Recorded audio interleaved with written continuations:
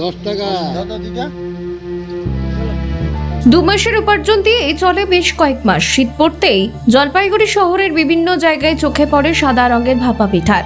আর এই ভাপা পিঠা আবারও বিক্রি শুরু হয়েছে জলপাইগুড়ি শহরের বিভিন্ন জায়গায়।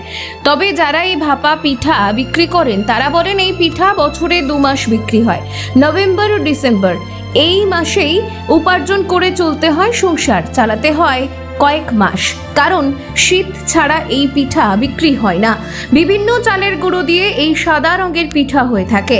এই ভাপা পিঠার বিক্রি আগের তুলনায় কিছুটা কম থাকলেও এখন শহরের বিভিন্ন অলিগলিতে এই পিঠে দেখা যায়।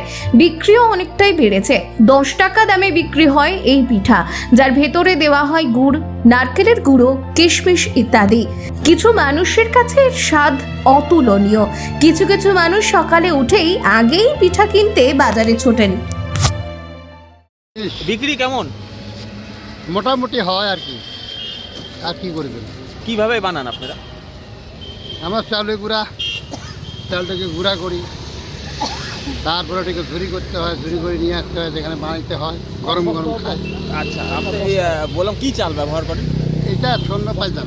স্বর্ণ স্বর্ণ পায়জাম। স্বর্ণ পাইজাম। বললাম যে এই ভাগার এর পেশা কতদিন থাকে আপনাদের? এটা এটা আমার থাকে 2 মাস। 2 মাস, তারপরে অন্য পেশায়? তারপরে বন্ধ করি। মানে শীত পড়তেই একটা মানে আপনাদের রোজগারের জায়গা হয় ভাগা পিঠা?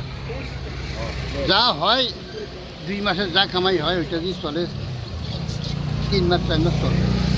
কি বলবেন এই ভাগা পিঠা এটা নিয়ে? তো অবশ্যই আপনি সত্যি কথা বলছেন। গ্রাম বাংলার মানুষেরা এগুলি করে, আমরা শহরে পাচ্ছি, এটা সত্যি খুব প্রশংসনীয় মানে গ্রাম বাংলার খাবার শহরে পাচ্ছেন, পাচ্ছি।